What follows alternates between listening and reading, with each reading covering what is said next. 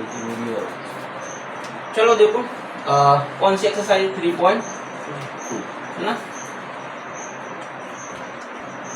अब पूरे क्वेश्चन इसको अपन को ग्राफी विधि से करना है। तो सबसे पहले कुछ कंडीशन समझ लो। 3.3 में भी अपन जिनकी जरूरत पड़ेगी, जैसे जो व्यापक समीकरण का रूप होता है वो होता है ax plus dy plus c बराबर t। किसका? दो चर में, ये चर राशि। तो दो चर में जो रैखिक समीकरण होता है उसका व्यापक रूप क्या होता है? ये होता है। ठीक है। रैखिक समीकरण किसको कहते हैं? जिसकी मैक्सिमम पावर कितनी हो? 1 हो, और द्विघाती जिसमें मैक्सिमम पावर कितनी हो? 2। तो यहाँ इन दोनों की एक है पावर, इसलिए कौन सा होगा? रैखिक समीकरण होगा। ठीक है, आगे समझ। अब चूंकि यहाँ अपन दो समीकरणों की बात कर रहे हैं जोड़े की, इसलिए यहाँ पे अपन दो समीकरणों को लिखेंगे। अब यहाँ पे तो क्या बच्चा पागल हो जाएगा, दोनों एक जैसे लिखेंगे, इसलिए इसको अपन क्या करते हैं a1 b1 c1 और इसको a2 b2 c2 करें। इससे पता चल जाता है कि दो समीकरण है, ये पहले वाले के लिए और ये दूसरे वाले के लिए। एक कंडीशन हो गई। जब हम इनको कंपेयर करेंगे तो कुछ कंडीशन निकालने की कोशिश करेंगे, जैसे कि ये वाली कंडीशन बन सकती है a1/a2 b1/b2 बराबर c1। ठीक है, यह कंडीशन ये वाली बन सकती है।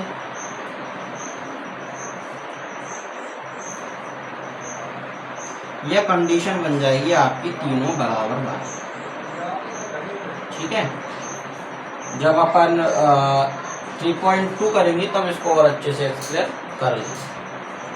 अभी सिर्फ कितना समझो जितनी जरूरत। तो ये तीन कंडीशन बनेंगी। ऐसी कंडीशन में आपकी जो रेखाएं होती हैं वो कैसी होती हैं? प्रतिच्छेदी होती हैं। जो जो ये इसमें जरूरत है वो करेंगे। ऐसी कंडीशन में रेखाएं आपकी कैसी होती हैं? समांतर होती हैं। और इस वाली कंडीशन में तीनों वैल्यू बराबर, ऐसी कंडीशन में रेखाएं होती हैं आपकी समांतर। इसमें और इसमें आपके सवाल के हल निकलते हैं। क्या निकलते हैं? हल निकलते हैं। इसमें हल होगा, इसमें भी। इसमें कोई हल नहीं होगा। इसमें समांतर वाले। युग्म की बात करें तो युग्म क्या होता है? संगत और असंगत। तो जिसमें अपना आंसर निकल सकता है वो युग्म कैसा कहलाता है?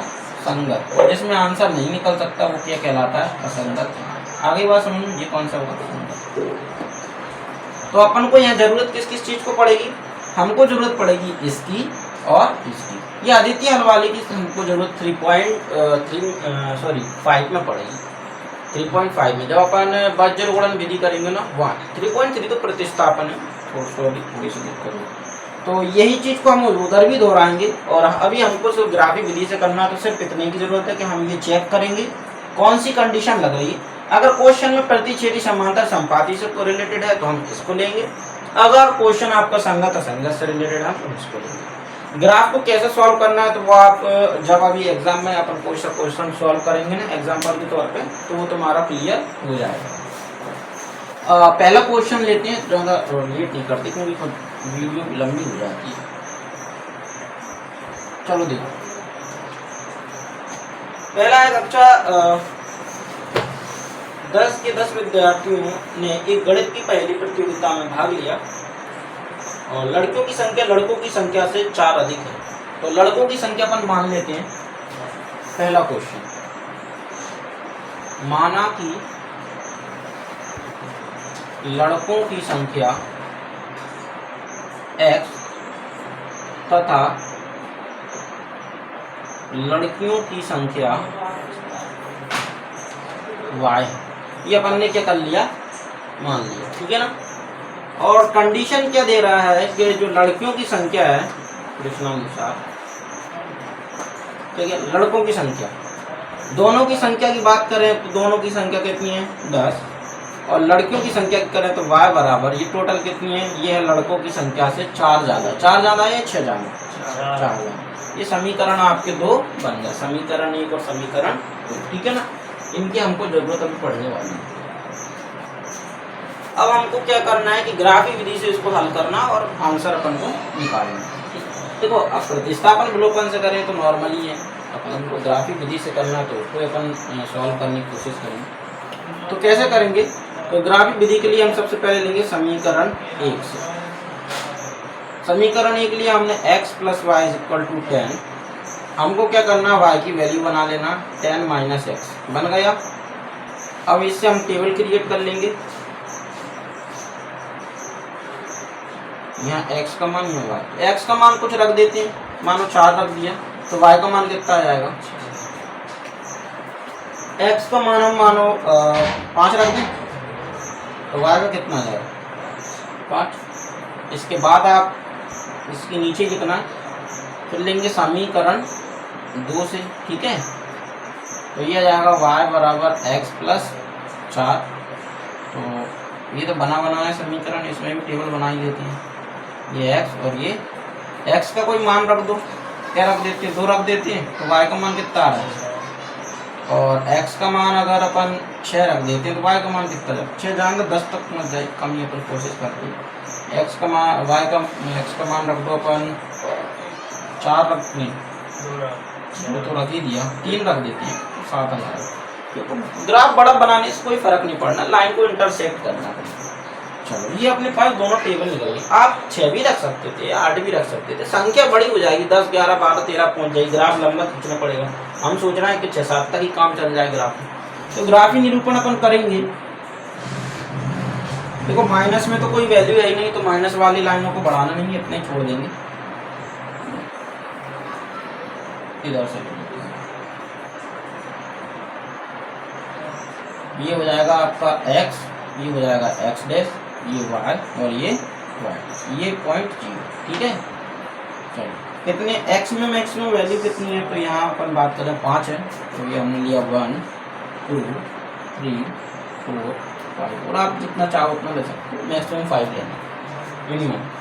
y की वैल्यू बात करें तो y की मैक्सिमम 7 है, तो आप मिनिमम 7 लो, 1, 2, 3, 4, 5, 6, 7 और 8 लेना चाहो, 8, 9, 10 जितनी आपकी इच्छा, ठीक है। पहले इक्वेशन पे आते हैं, x का मान 4, y का मान 6। x का मान 4, y का मान 6, दोनों को हम मिला देते तो हमारा कुछ ये बनेगा इंटरवल, ठीक है। दोनों के 5-5 अगर हम फिर से मिला देते हैं तो ये हमारा कुछ यहाँ मिलेगा, है ना, लगाया। अब हम यहाँ से क्या खींच देते हैं, तो ये हमारी इक्वेशन फर्स्ट के लिए क्या खींच गई, लाइन, ठीक है। पॉइंट आप लिखना चाहो तो लिख सकते हो, ये 4, 6 वाली थी और ये 5 और 5 वाली। दूसरी इक्वेशन के लिए आया x का मान 2, y का मान 6, x का मान 2, y का मान 6, तो दोनों को अगर हम मिलाते हैं तो कुछ यहाँ पर मिल रहा है ना। x का मान 3, y का मान 7, x का मान 3, y का मान 7, अगर इनको मिलाते हैं तो ये हमारा कुछ इधर मिल रहा है, इसी पे मिल रहा है, ठीक है, इसी पे मिल रहा है, हाँ इसी पे मिल रहा है। तो अपन इसको डेड करके मिलाना चाहो तो डेड करके मिला देना, और ऐसे मिलाना चाहो तो ऐसे मिला। ये अपन ने देखा, इसको पॉइंट नाम लिख देंगे अपन। यहाँ कितना था 2 और 6, और यहाँ कितना आया था 3 और 7। तो अब आप ध्यान से देखो, ये दोनों लाइन एक दूसरे को काट रही है, किस पॉइंट पे काट रही है? 3 पर और 7 पे ही काटी ना, कहीं और इधर उधर काट नहीं, क्या नहीं काट रही। तो 3 क्या है, x वाली लाइन है, और 7 क्या है, y वाली लाइन है। लड़कों को हमने क्या माना था, तो मतलब लड़कों की संख्या कितनी हो रही है, 3। लड़कियों को हमने क्या माना था, तो लड़कियों की संख्या कितनी हो रही है, आ गए समझ में। अतः करके लिख देंगे, अतः लड़कों की संख्या x बराबर 3 और लड़कियों की संख्या y बराबर 7। और क्वेश्चन के अकॉर्डिंग अगर अपन इसको चेक करें तो वो तो कचड़े की गाड़ी आएगी, अपना गुना स्वच्छ हो जाए, इससे अच्छी क्या बात है ना। और इंसान के अंदर का मैलों निकल जाए, उससे अच्छी क्या बात है। दोगले की भरपाई है ना, जानते हो ना कितने दोगले हैं। एक दोगले को तो तुम अच्छे से जानते होगे, नाम नहीं लेना लेकिन अपन को ना।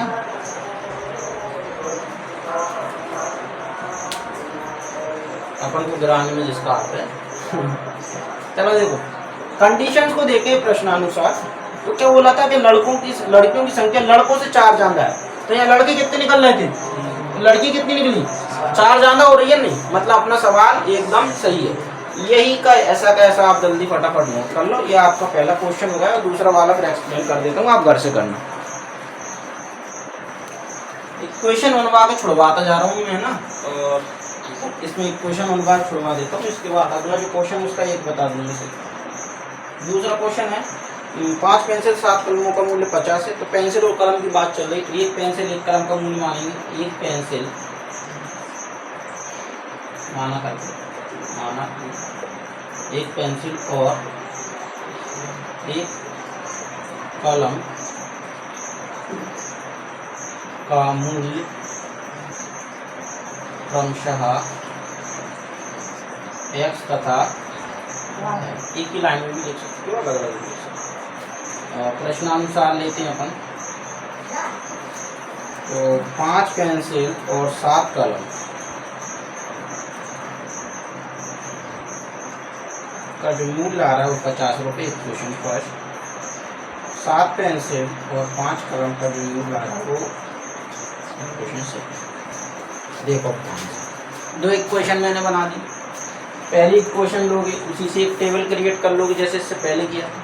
दूसरी इक्वेशन लोगे उससे एक टेबल बना लो जैसे अपन ने पहले किया। जब दोनों टेबल आपके पास बन जाएंगे, दो वैल्यू निकल जाएंगी, ग्राफ बनाना, पहले वाली इक्वेशन को सेटअप कर देना, दूसरी वाली इक्वेशन को सेट, दोनों जहाँ पे इंटरसेक्ट कर रही होंगी, काट रही होंगी, वहीं पे एक पेंसिल और एक कलम का क्या निकल जाएगा मूल्य। क्योंकि अपन ने पेंसिल को क्या माना है x, तो x वाली जो लाइन पर बिंदु दर्शाएगा वो किसका, वो मूल्य होगा पेंसिल का, और जो y वाली को दर्शाएगा वो किसका मूल्य होगा कलम का। ठीक है, अगला क्वेश्चन पे आते हैं डायरेक्ट, इसको आप घर पे करते रहना।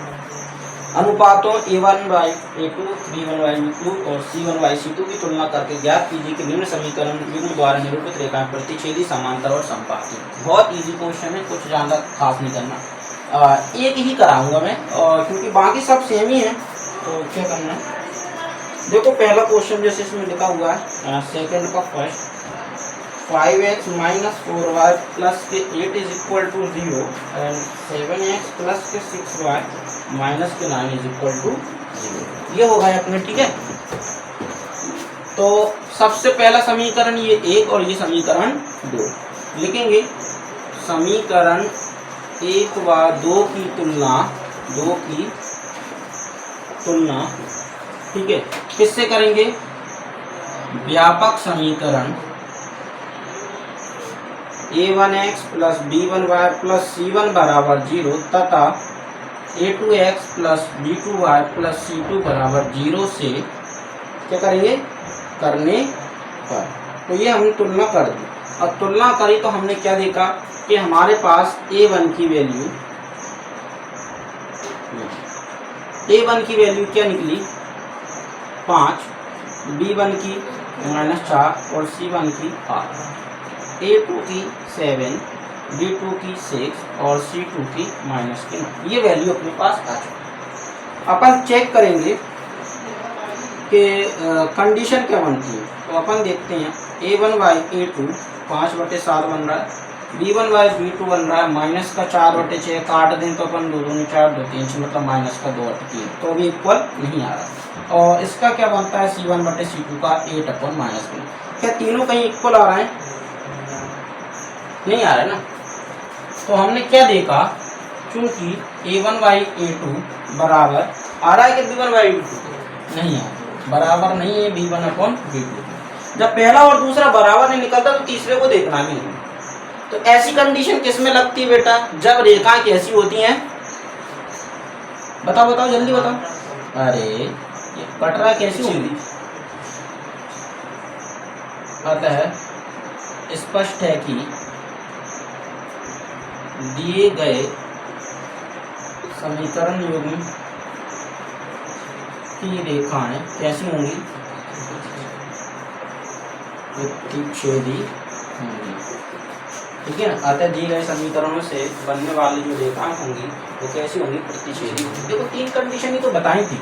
एक बताई थी आपको a1/a2 बराबर नहीं है b1/b2, बराबर नहीं होता c1/c2, लेकिन इस कंडीशन को अपन देखते नहीं, पहले दूसरे को देखते हैं। ठीक है, दूसरी कंडीशन अपनी आती है कि अगर ये दोनों बराबर निकल जाए तो क्या करें। अगर सर हमारी ये दोनों बराबर निकल जाते तो हम तीसरे वाले को फिर देखेंगे। ठीक है, आगे बस, अगर ये दोनों बराबर नहीं निकले तो कौन सी रेखा हो गई, प्रतिच्छेदी हो गई। ठीक है, लेकिन अगर ये दोनों बराबर निकल गए और हम तीसरे को देखते हैं और तीसरा बराबर नहीं निकलता तो रेखाएं कैसी हो जाएंगी, आपकी समांतर हो जाएंगी। तीसरी कंडीशन में क्या आ रहा है कि सर हमने देखा पहला और दूसरा हमारा कंडीशन बराबर हो जाती हैं और तीसरे को देखते हैं तो वो भी हमारी क्या हो जाती है, बराबर हो जाती है। तो ऐसी स्थिति में रेखाएं कैसी हो जाएंगी, समपाती हो जाएंगी। ये 3 कंडीशन याद रखना, यही फॉलो करना। जैसे पहले वाले में प्रतिच्छेदी वाली लग गई, हो सकता है दूसरे तीसरे वाले में इनमें से कोई सी लग जाए। तो बाकी के 2 क्वेश्चन जो है वो आप घर से करोगे, ठीक है।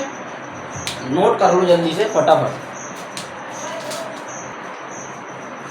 अब तीसरे क्वेश्चन को देखो, तीसरे का फर्स्ट ये क्वेश्चन आएंगे, क्योंकि बराबर में संख्या थी इसलिए मैंने उसको इस साइड लिया है, बराबर में क्या बना दिया, 0। हालांकि बराबर में संख्या रख के भी आपका सवाल हो जाएगा, कोई दिक्कत नहीं है, लेकिन क्या है फिर आपको एक तरह की आदत डल जाएगी तो ज़्यादा अच्छा रहेगा। तो ये अपन ने समीकरण बना लिए, इनको इस साइड लाके बराबर में 0, 1 और 2 बन गए। इनकी तुलना कर देंगे, व्यापक समीकरण जो पहले किया था, तुलना करने पर हमारे पास वैल्यू A1 की 3, B1 की 2 और C1 की -1, A2 की 2, B2 की -3 और C2 की -7। ठीक है, कंडीशन निकलती है A1/A2 मतलब 3/2, B1/B2 2/-3 और C1/C2 -5 और -7। क्या बराबर दिख रहा है पहला दूसरा? नहीं दिख रहा। कंडीशन देखेंगे, क्योंकि A1/A2 बराबर नहीं है B1/B2। अब तीसरे क्वेश्चन में आपसे ये नहीं पूछा गया कि रेखा कैसी है, प्रतिच्छेदी है, समांतर है, समपाती। आपसे पूछा गया कि बताइए कि इनका जो युग्म बनेगा, जोड़ा बनेगा, जो हल होके जोड़ा बनेगा वो कैसा, संगत होगा या असंगत। तो बेटा जब आंसर निकलती तब संगत होता है और जब कोई हल नहीं होता तब कैसा होता है, असंगत होता है। ठीक है, तो संगत 2 स्थिति में होता है, एक इसमें और एक इसमें। या तो रेखा कट रही हो या रेखा बिल्कुल ही ना कट रही हो। आगे बात समझ में? तो यहाँ पे आए तो रेखा कट गई, मतलब समीकरण के हल कैसे होंगे, संगत। लिख देना, आते दिए गए समीकरण युग्म जो होगा वो कैसा होगा, संगत होगा। ठीक है ना, दिए गए समीकरण युग्म कैसा होगा, संगत होगा। तो तीसरे क्वेश्चन में इतना ही करना था, संगत और असंगत की जांच करनी थी। तो ये कैसे निकल रहा है आपका, संगत। कुछ सॉल्व नहीं करना था, केवल पता लगाना था। जैसे सेकंड क्वेश्चन में पता लगाना था प्रतिच्छेदी, समांतर, समपाती का, ऐसे थर्ड क्वेश्चन में पता लगाना था संगत और असंगत का। प्रोसेस वही रहती है। तो ये संगत और असंगत हमने पता लगा दी। क्या लिख देंगे यहाँ पे, अतः दिए गए समीकरण युग्म कैसा है, संगत है। ठीक है ना। अगला क्वेश्चन देखते हैं आप, फोर्थ वाला। इसको ग्राफी विधि से हल करना। अच्छा, इसमें देखो second, third, fourth, fifth 4 question है आपको करने के लिए, कठिन नहीं है। आपको कोई सा ऐसा लग रहा है कि सर ये हमको बता दीजिए, थोड़े से दिक्कत हो सकती है तो पूछ लो। ठीक है, थोड़ा सा एक्सप्लेन करने में 1-2 मिनट ही लगेंगे, जाना थोड़ी समय लगेगा जाना।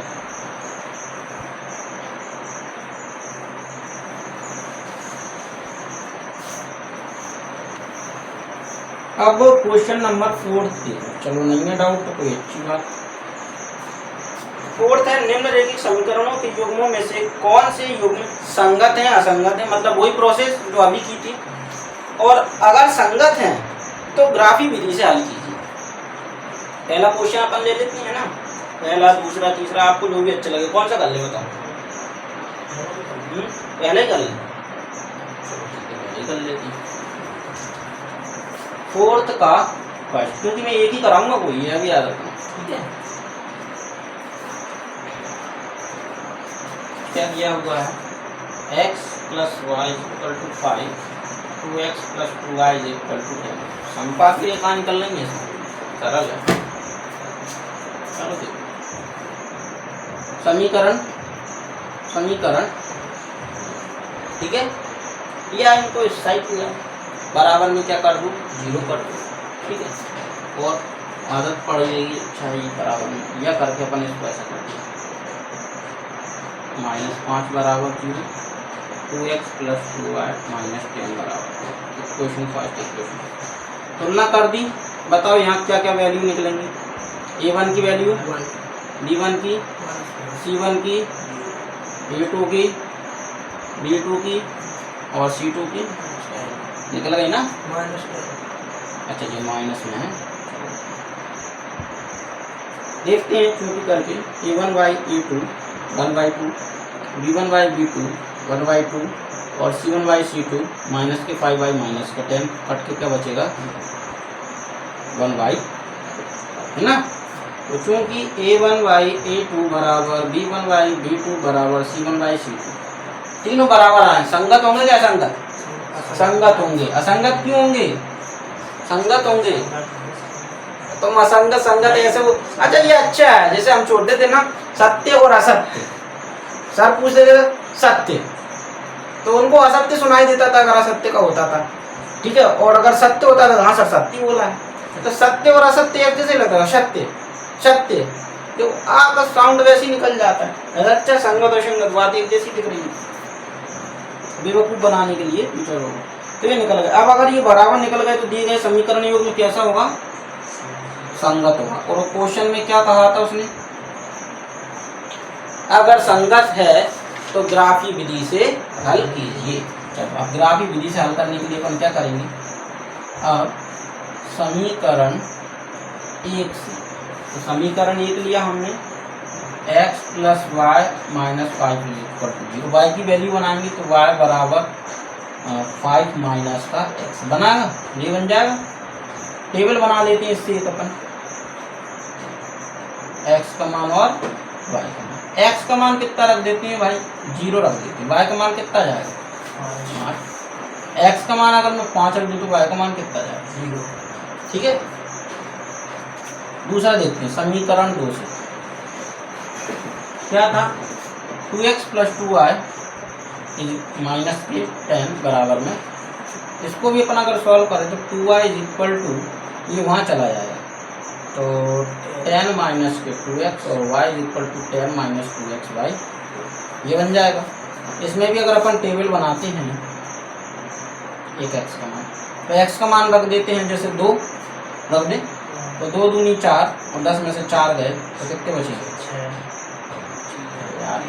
2 दूनी 4, 10 में 4 गए 6, और तो 3 नहीं आ जाएगा, 2 से भाग देंगे, भाग भी तो देंगे 2 का। x का मान कुछ और रख देते हैं, कितना रख दें? 4 रख दें, 4 रखा तो 4 दूनी 8 और 2 एकम। आ गया समझ में? कोई दिक्कत है यहाँ तक? तो टेबल बनाना तो आ चुका है पहले। अब इसको निरूपण करना है, छोटे से ग्राफ में निरूपित कर देते हैं। आज ग्राफ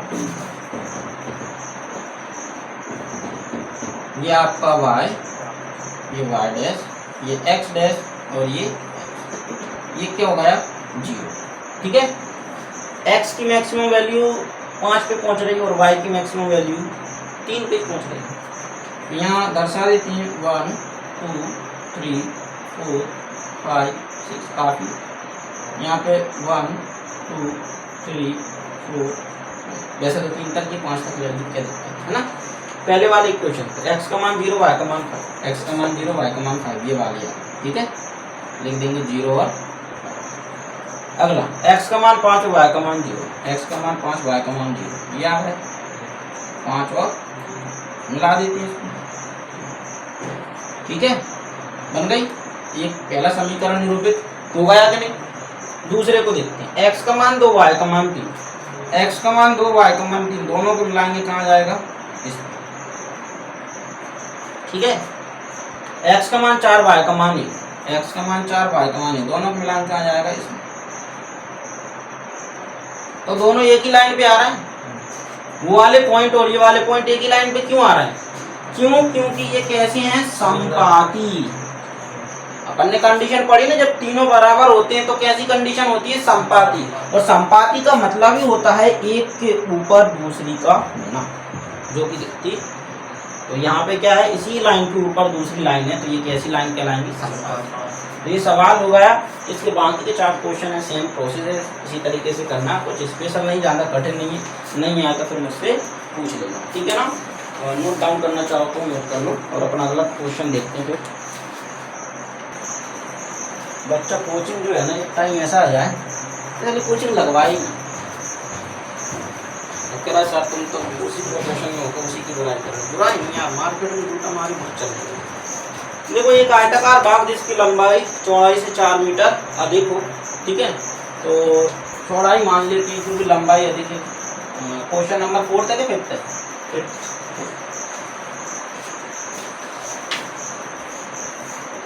माना कि आयताकार भाग की चौड़ाई x मीटर, तब लंबाई कितनी होगी,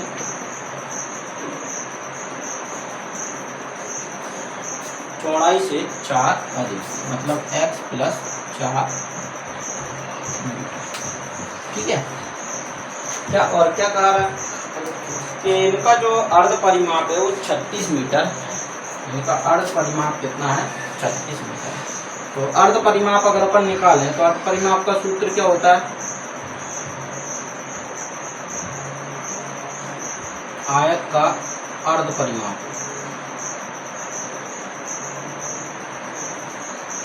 आयत का अर्ध परिमाप। अरे यार इक्वेशन बना के करने में ध्यान है, एक चर में, हाँ इससे हो जाएगा, इससे और इजी हो जाएगा, लेकिन क्योंकि चैप्टर अपना 2 चरों वाला है तो अपन को 2 चर में मानना पड़ेगा ना,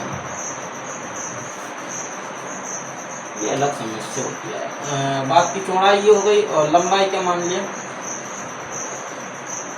लंबाई को मान लेते y मीटर। ठीक है, आयताकार, बाकी चौड़ाई x मीटर और लंबाई y मीटर, ये उल्टा मान लिया। ठीक है, कोई फर्क नहीं पड़ता उससे। प्रश्नानुसार पे आते हैं। पहली कंडीशन में क्या है कि जो लंबाई है वो चौड़ाई से कितनी ज़्यादा है, 4 ज़्यादा। देखो बात वही आ गई, इक्वेशन फर्स्ट मान लेंगे इसको।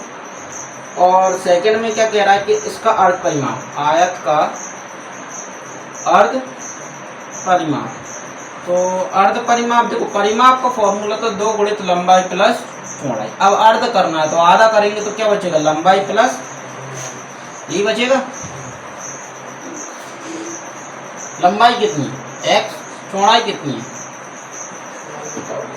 हाँ y है ना, हाँ लंबाई और चौड़ाई x और y बराबर कितनी है, 36। तो ये आ गया 36, समीकरण नंबर 2 और ये समीकरण नंबर 1। तो 2 समीकरण आपके पास आ गए, कोई दिक्कत है।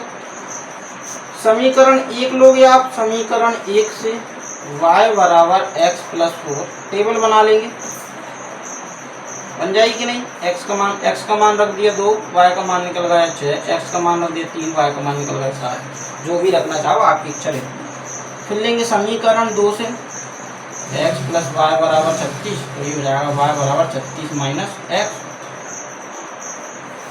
इसमें भी टेबल बना लेते हैं x। अब इसमें तो बड़ी संख्या रखनी पड़ेगी मजबूरी, x का मान रख दो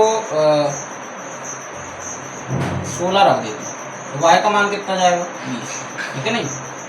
और x का मान 20 रख दें तो y का मान कितना जाएगा, इसको भी बड़ा चढ़ा दो तो और क्या। चलो ठीक है, जो भी ऐसा बड़ा दो कोई दिक्कत नहीं, बड़ी संख्या जब उसमें हो रही है इसमें भी कर दो, एक छोटी एक बड़ी, अच्छी नहीं पड़ेगी। जरूरी नहीं है कि करें, ऐसा मत सोचना कि सर आप तो कर रहे हो हम भी करें, कुछ नहीं है। अगर आप वही रखना चाहते हो तो वही रख देना, 2 और कितने 6 और 3 और 7, गलत नहीं होगा, इसमें भी हो जाएगा उसमें भी। बड़ी में इसलिए बोल रहा कि एक में बड़ी संख्या निकल रही है और एक में छोटी संख्या निकल रही है, तो ये छोटी संख्या वाला वहीं से मट के रह जाएगा, बड़ी संख्या वाली लाइन बड़ी देखेगी तो आपको अजीब सा लगेगा। तो इसलिए इसमें बड़ी संख्या लेना चाहो तो बड़ी रख देना, x का मान 10 रख देना। अरे बात समझ, इसलिए कह रहा था x का मान 10 रख दोगे तो y का 14 निकल जाएगा, x का 20 रख देना y का 24 निकल जाएगा। अरे बात समझ, तो ऐसे भी अपन कर सकते, वो आप पे डिपेंड करता है। आप ग्राफ आप बनाना घर पे कैसे बनाना, ठीक है। वही x और x डैश, y और y डैश लेके यहाँ 0 ले लेना, पॉइंट ले लेना।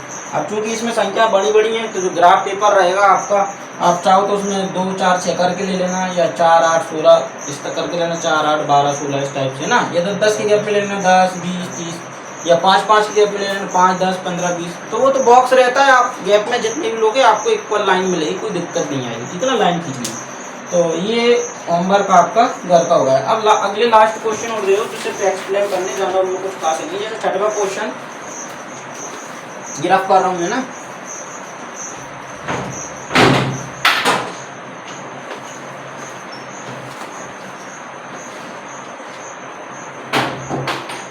देखो 6वां क्वेश्चन,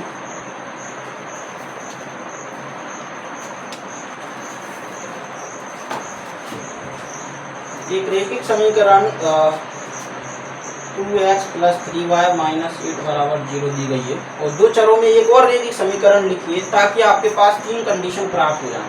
पहली रेखाएं कैसी हो जाएं? प्रतिच्छेदी, ठीक है। दूसरे में रेखाएं आपकी हो जाए समांतर और तीसरे में रेखा हो जाए आपकी समबाहु।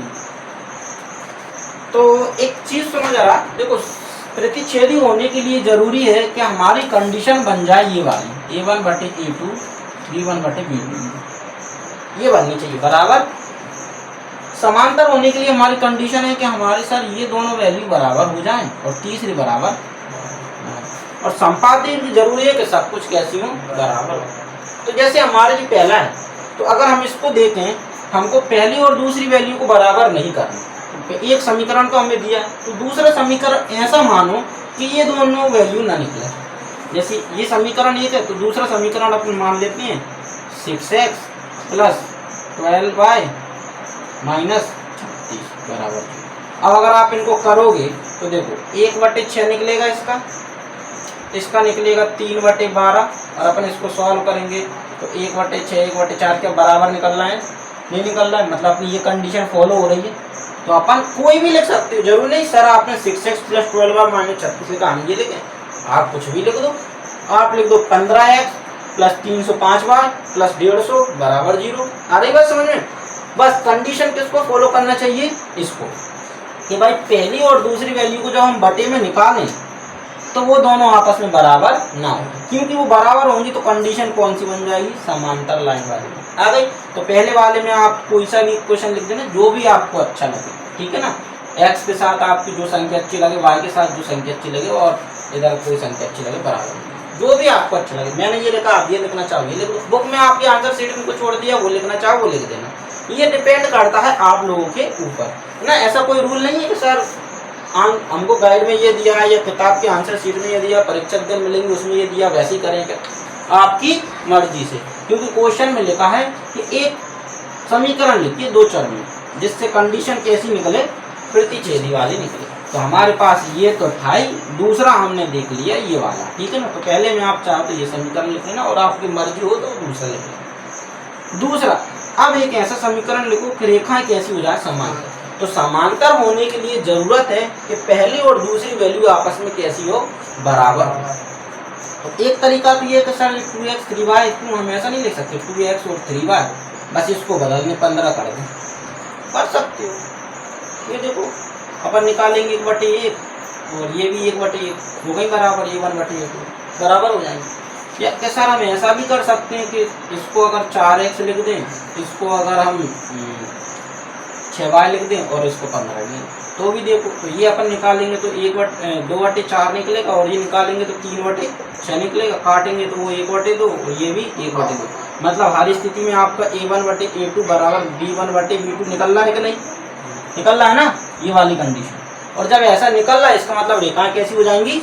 समांतर हो जाएंगी। तो ऐसी स्थिति में आप कोई सी भी क्वेश्चन लिखो, बस याद क्या रखना है? याद तुम्हें ये रखना है कि पहली और दूसरी वैल्यू को हमको क्या करना है? बराबर करना है। आ गई बात समझ में? तो रेखा कैसी हो जाएंगी?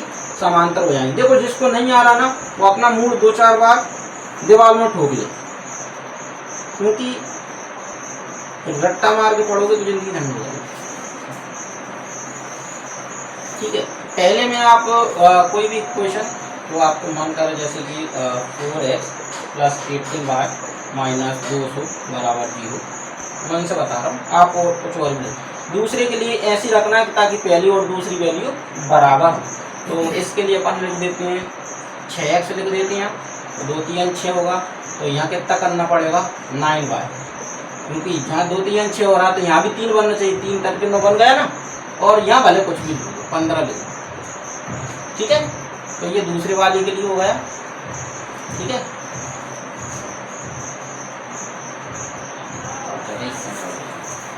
ये तो पहला और ये दूसरा। याद, तीसरा वाला क्या? संपाती होनी चाहिए।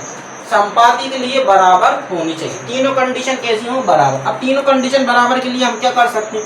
या तो सेम टू सेम ऐसे ही समीकरण उतार लो, या फिर क्या कर सकते हो? दोगुना कर दो सबको। ये 4 गुना, जैसे 4 गुना कर देते हैं, ये कर देते हैं अपन 8x, इसको 4 गुना किया तो 12y, और इसको 4 गुना किया तो 8 चौके 32 बराबर।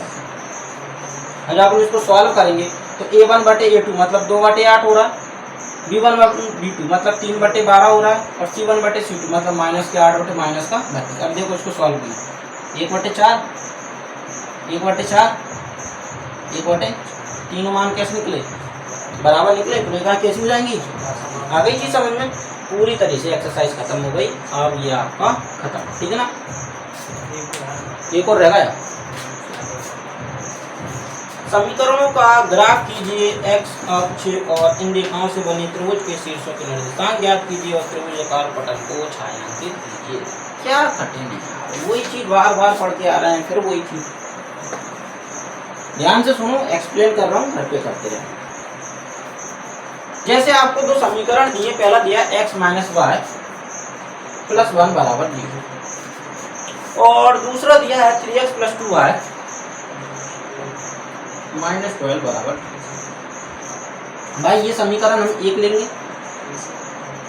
इससे टेबल बना लेंगे, बन जाएगी नहीं, x का और y का मान y के बराबर में सबको करके इसमें देगा, इसको हम समीकरण 2 मानेंगे, इसमें भी हम काय का मान निकाल लेंगे x को, और दो टेबल हमारे पास आ जाएंगे। अब हम एक ग्राफ बनाएंगे इस टाइप, जो कि समय हम नॉर्मल बनाएंगे, ठीक है। तो यहाँ जो हम ग्राफ बनाएंगे ना, वो आपको कुछ इस तरह से कटेगा कि उसमें एक त्रिभुजाकार आकृति शो होगी। कैसी, त्रिभुज, मतलब मान के चलो हो सकता है कि ये लाइन ऐसी काटे, एक लाइन उसको ऐसी काट दे, तो ये त्रिभुजाकार आकृति आपको यहाँ मिल जाए, अरे बस या फिर ऐसे में मिल जाए। तो कुल मिलाने का को कहने का मतलब ये है कि आप जब दोनों इक्वेशन को इस तरह से बना लोगे, उसका ग्राफ खींच लोगे। क्या खींच लोगे, ग्राफ।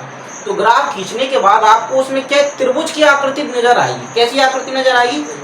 अब आपको क्या करना, मान के चलो कि ऐसी आकृति नजर आ गई आपको। कैसी, जैसे एक रेखा मैंने ये खींची और एक रेखा मैंने ये खींची, ठीक है। तो यह त्रिभुज किधर दिख रहा है, आप जल्दी से बताओ, दिख रहा है ना। इधर के त्रिभुज को मत देखने लगना, ठीक है ना, इधर टू पॉइंट है। तो हमको इस त्रिभुज को क्या कर देना, बस ऐसे भर देना, ठीक है। हो गया सवाल। मान लो सर हमारा त्रिभुज ऐसा निकल रहा है कि हमारी तो लाइन ऐसी आ रही है दोनों, तो ये बन गया त्रिभुज, तो इसको भर देंगे अपन ऐसे। आ गया क्या समझ में, कोई डाउट है। चलो अब तो खत्म 3.1